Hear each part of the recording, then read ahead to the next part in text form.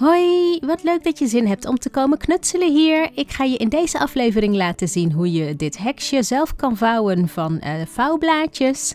En heb je geen vouwblaadjes, dan knip je van gekleurd papier 4 kantjes en dan kan je ook daarmee vouwen.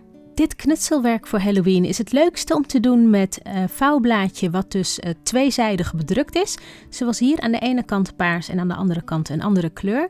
Maar omdat dat best wel lastig is om lekker goedkoop aan te komen, kan je ook gewoon 2 papiertjes pakken. In dit geval heb ik dus paars en wit en dat plak je dan op elkaar. Nadeel is alleen dat je dan kan zien dat lijm er nog een beetje doorheen drukt totdat het opgedroogd is en hopelijk zie je het dan niet meer. Let erop dat wanneer jij dubbelkleurig papier hebt, dus de kleur van de hoed aan de ene kant en een lichte binnenkant kleur aan de andere kant, dat je je papier goed moet leggen. Ik was al begonnen met vouwen en had dus de verkeerde kant boven gelegd. Dus de kleur van de hoed die moet dus nu naar beneden en je draait dus de lichte kant naar boven. Je papier ligt als een ruit voor je, dus niet als een vierkant maar als een ruit. En dan begin je met vouwen door de punt aan de rechterkant naar de punt van de linkerkant te brengen en dan maak je een vouw van boven naar beneden.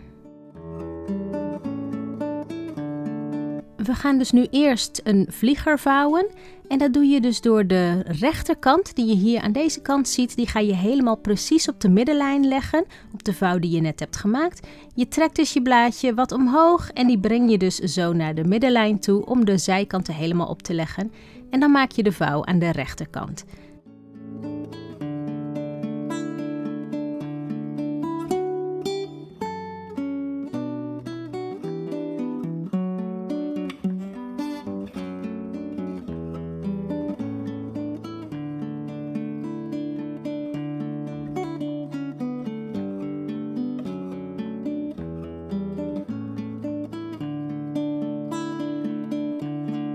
Om de vlieger af te maken doe je dus hetzelfde aan de linkerkant. Daarvan ga je dus ook helemaal de zijkant naar de middenlijn toe brengen. En dan leg je hem tegen het blaadje van zo net aan. En dan maak je dus de vouw.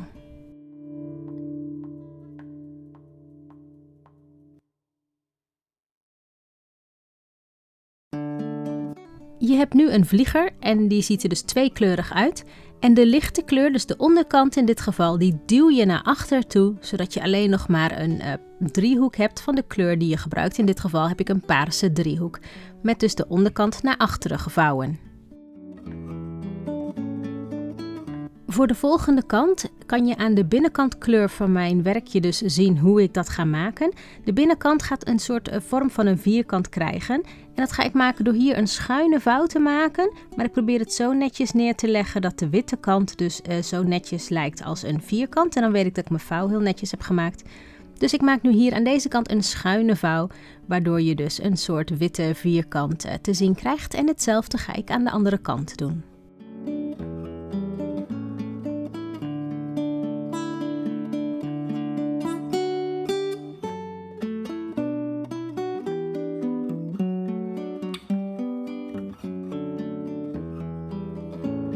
Voor de volgende stap ga ik dus eerst weer mijn werk omdraaien. En dan zie je hier de onderkant, de zijkant van de onderkant. En die ga ik dus weer helemaal op de middenlijn brengen.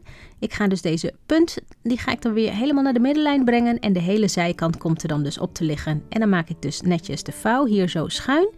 Hetzelfde doe ik aan de andere kant. Daarvan breng ik ook dus de hele zijkant helemaal naar de middenlijn toe. Met de punt erop. En dan maak ik dus netjes zo de vouw.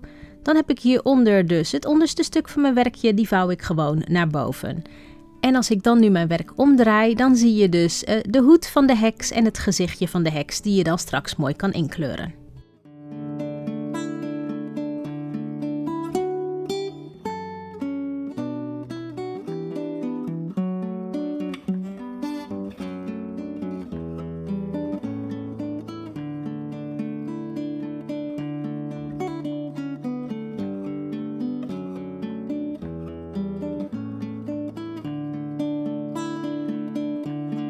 Ik pak nog een vouwblaadje, ook van dezelfde kleur als de hoed, voor de jurk. Alleen in dit geval hoeft hij dus niet dubbelzijdig gekleurd te zijn. Hij kan gewoon van de kleur die ik wil hebben als jurk. Dan ga ik dus dezelfde manier vouwen als in het begin. Ik ga dus weer eerst mijn papier neerleggen als een ruit. En dat vouw ik dan door midden, zodat ik een middenlijn krijg waarlangs ik straks kan vouwen. En dan ga ik dus weer eerst beginnen met een vlieger te vouwen door de beide zijkanten. Die gaan naar de middenlijn toe.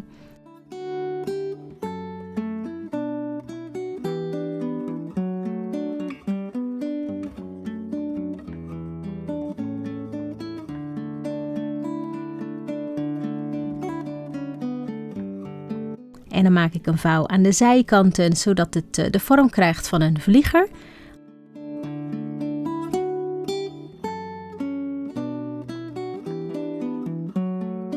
Alleen waar we net de onderkant naar buiten gingen duwen, naar de andere kant, gaan we dus nu gewoon de onderkant naar boven trekken. En dan vouwen we zo hier een driehoek.